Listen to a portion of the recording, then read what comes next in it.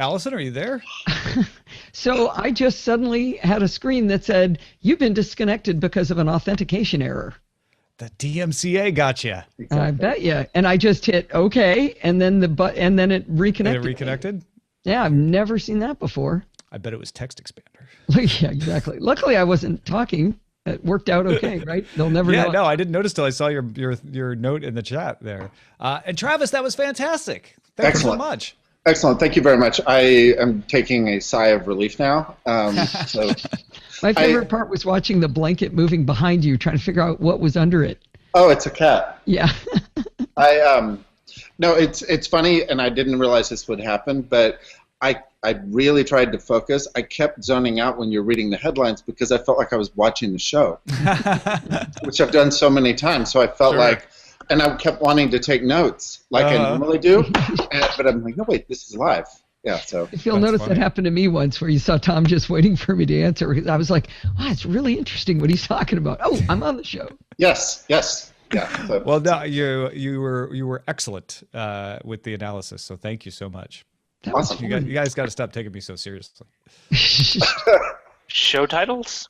Yeah. Oh, I saw a good one. Somebody put in, where is that? Well, if you go to showbot.tv, it collects them all from the chat room. And the top right now is Oregon. It's the one I saw go by. Is it Oregon? Well, the one at the top is Blown up organs. Blown up. Wait, organs? Like human organs? Well, yeah, Tom said something about blowing up organs. Blown up organs. Well, the top is VR, huh? Good God, y'all. Zooming in, but yes, it's full of people's organs. It's Pepper Potbot. It's kind of odd. Yeah. Why people won't shut up about VR. Lots of leakage in the pipeline. I kind of like why people won't shut up about VR. That's pretty good. I mean, it's very cogent to it ties into a more common reaction than I expected with people like pulling back for a second. Generally, when something starts to get covered a lot, you always get a few people like, I'm tired of hearing about whatever it is, right? Because it's getting covered more than it used to. And we've been through that. Buzz Out Loud used to get complaints that we covered Microsoft too much. Then we covered Apple too much. Then we covered smartphones too much. I was kind of glad to hear you got it about VR, though, because I always hear you apologizing for too much Apple. And, of course, you can talk about Apple all day, and I won't get bored. And honestly, we're starting to get the opposite reaction of, like, you guys don't like Apple. You don't cover them enough. So I'm like, oh, that one's receding now. And now VR and bots and AI are taking over as the new heavily covered things. I forgot to work in that tweet from Tim on Twitter. Shoot. Yeah. I almost mentioned it at one point, too. Yeah, I loved that when I saw that. That was pretty hilarious. You know, and now I'm forgetting, what did he say? He said, I know it's good for, it's filling up podcasts. Yeah. Is it good for more than that? Yes. Yeah. I think we've so I forgot to ask you, Allison. Has your position moved on this? It's moved in that I'm thinking about VR as being beyond putting a headset on. Okay. That putting a headset on is a way of viewing virtual reality. Right. But you could still have virtual reality that is that you view another way. Well, and I didn't want to get too, I tried to stay really, benign or neutral, but I've heard a lot of people talk about VR the way I remember music publicists would call me and talk about bands. And so it's just like, oh, wow, I know this band is probably very similar to the last band that you called about, but I'm sure it's different. And, and she would have read the bio and maybe written the bio and maybe done one interview, but that was it. And, and I hear people talking about VR that way and not understanding the nuance that there's distribution, And I didn't want to bring it up too much in the weeds, but if anybody's familiar with the business model canvas, that talks about distribution, economies of scale, marketing, channels, and all that. And VR affects every one of those, or those have been affected since VR's last appearance. So anyway, yeah, I'm clearly primed to talk about this topic. Yeah, it's great. I still want to put together a virtual reality special. I know Aaron Carson from Tech Republic, who covers the VR beat, is excited about that too. So I'll be in touch. Awesome. Thank you. We got a couple other people out there that are interested in that. Stuart Chaffee would sure be good for that if he. Well, we're going to have Stuart on in May. Oh, are you? Good, good. What day is it, Roger? May 11th, I think? 11th. It's a Wednesday. Excellent, Yeah, excellent. Yep, 11th. I would be so eager. I mean, I'll tune in. I would be so eager to see how he reacts to. I mean, because Allison, you've been pushing that a lot, and I think, I mean, it's a great point. And I did watch that whole episode. Wasn't that crazy? I mean, that could have been today, except for the graphics and it is the computing and the miniaturization that has changed. It's not any of the concepts. I mean, he saw that future. He's sort of like the opposite of me. I mean, he openly mocked me on my show. He's just like, I mean, he didn't technically call me an idiot. Yeah. It was close to it. You know, it reminds me a little bit of Star Trek: The Next Generation. I'm sure I'm not the first person to bring that up, but when I think about touch screens, when I think about so many, replicator and 3D printing, when I think about so many of the things that the writers just kind of thought of and extended, that are now common occurrence, yeah. and I kept pulling back because a lot of the stuff that I wanted to say, I actually heard on this show, so. Anyway. That's fine. People don't listen to every one of them. Okay. See, here's where you make another great point is on Next Generation. What was it? Rises 7, whatever the episode I think was called The Game, where they all wear the headset and it had the game and they were zoning into it. That is what VR looks like to me. Oh, absolutely. No, the VR should have been the holodeck. I think that's what everyone wants. Yeah. That's augmented reality, though. Really, it is and it isn't, though. It is and it isn't, because. Well, I guess it's not, because it's not out in the real world. You're right. It's not out in the real world, and what you see is literally a computer-generated fiction. I believe. Oh, go ahead. Sorry. Just saying, like, through the creative use of force fields, you get impacted by things like a wall that's essentially just a hologram, and so you get the sensation that you are in this other reality, even though you're not. Right. Well, I think that when a character left the holodeck because of a glitch or whatever, that to me is augmented reality. Mm-hmm. Yeah. But I'm supposed to see a demo in a couple of weeks from a company that's using sound waves to make you feel like you're touching a hard surface. We'll see. It sounds like vaporware to me, but we'll see. Yeah, I've read a couple of articles about maybe the same company, and there may be more than one working on it, trying to use that as sort of a haptic, where you get some resistance. I can't imagine it would be able to mimic hardwood, but I could see where it could provide texture. Yeah, without blowing out your eardrums.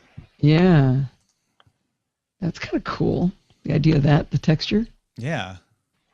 A little bit of resistance, because that's one of the things in the reviews of Oculus and HTC Vive particularly, is that the Vive gets some nice points for having the independent controllers so that you feel more like you're interacting, but neither one of them really allow you to like reach out and grab something, right? Or push against something. Okay. So that kind of technology that Travis is mentioning could suddenly provide a little bit of a simulation, not a replacement, obviously, but a simulation of the real world, so that, a bullet whipping by could actually, make your hair flip or whatever. I wanted tough to bear. Well, I thought it would be fun to do a boxing simulator where you, during halfway through the demo, you punch the person in the face. Real fun, depending on which side of that demo you're on. Yes. Ultimately, I think the best way to go with VR is kind of what they did in the Matrix. You just literally hook into your spinal cord, and then whatever neurons that need to get transmitted to your brain to give it the perception that, oh, I'm in New York City, or I'm in a giant white space with lots of guns suddenly, or I'm learning kung fu. Although Magic Leap is so secretive. That's what they're going to do. They're just big Matrix tanks. Well, I was wondering, this is the one question that was never really answered, is, so Neo learned Kung Fu in the Matrix. Would he be able to, whip out those skills once he's out of it? Oh. Is it still in his head? Is it in his head, or is it in the Matrix? Wouldn't you not have the muscle memory or would you never have had it, right? Yeah. Well, you would know it, and you would have to train your body, but it's like knowing how to handwrite. Like, my handwriting's crappy now, since I learned it in second grade, but I know what proper handwriting should look like and how I should do it. So I will have to, I'll have to retrain my nerve bundles in my hand and my forearm to go through that same motion. But that's different than not having any memory of the skill. Wait, here you go, Roger. AR in a headset, you're writing by hand, you're trying to emulate exactly what you're seeing on screen, and that sound thing does stuff to your head when you don't do it right. See, you know what? Some 70-year-old guy says, take off the headset, here's a pencil, here's a sheet of paper. And I'll smack you when you don't do it right. But you can't update content automatically to the sheet of paper. That's all I can think of. But, yeah. It's called your memory, photographic memory. Can I make one last point that I forgot? Sure. Yeah. And this is actually the bulk of the research I did, so I look down and see this piece of paper. I'm a little bit sad. But the second machine age, I'll never say his name, but MIT's Eric Bernjolfsson. Okay. And I think I heard that on the show, actually. But he describes something called GPT, that are general purpose technologies that cut across multiple sectors of the economy, which I think VR can arguably do that. But the point he makes is that these always need complements. And his quote is, coming up with these can take years or decades, and this creates lag in between the introduction of technology and the realization of its benefits. Mm-hmm. And that's where I would say all of those other game engines and internet access and everything are the complementary technologies that support each other. So, well, we hovered around that point. You're right. Like, your example of phones, being introduced and taking a while before we actually started realizing that you could use them for Tinder and other things is good. So, yeah, I don't feel like we missed that point entirely, but yeah, that's well made. But yeah, I have OkCupid to thank for my girlfriend, so these technologies have certainly impacted my life. Yeah. So we get spam posts on the blog all the time, and WordPress does a great job of catching them. It's always amusing to me what types of spam posts are trying to fool me and get me to approve them.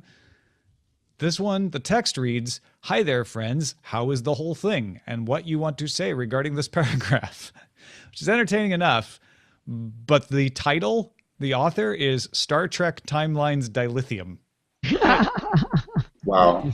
That's fantastic. If they knew you'd read it. Maybe that's just future speak. Yeah, maybe. They're trying to contact you from the future. Yeah. Maybe they're paying me in the future for that.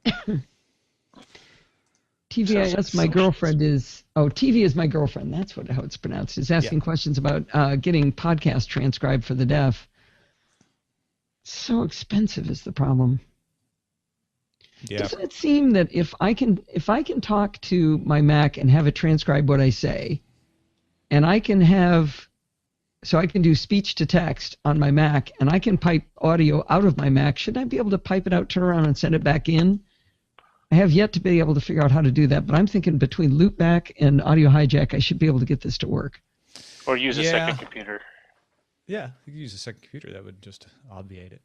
But the trend. I mean, YouTube does speech to text captions. They're just not very good. Yeah. Human transcribers aren't that good either. I used to remember all the closed captioning that came after Call for Help, because they would close caption for international broadcast. It's like, whoa, because they would send us the transcripts to correct anything, because oftentimes the transcriber had no idea what we were talking about and could only guess at all the words we were using. And so we just went to the CSUN Persons with Disabilities Expo, and Steve's posted a video on podfeed.com of a telephone service for not the deaf, but for people who are real hard of hearing. So for the elderly and somewhat hard of hearing. And it's this crazy thing. You make the phone call, and it connects to a service where a human is listening and real time transcribing what they're hearing. So a human is listening to the phone call and typing it at the exact same time. Wow.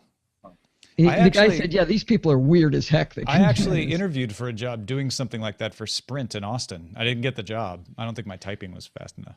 Yeah, can you imagine, though? You'd have to be using both sides of your brain at the same time. Yeah. I mean... All right. Well, I'm out of the post. So the show is up. It's published. Thanks everybody for watching and listening, and we will see you tomorrow. Bye. Thank you.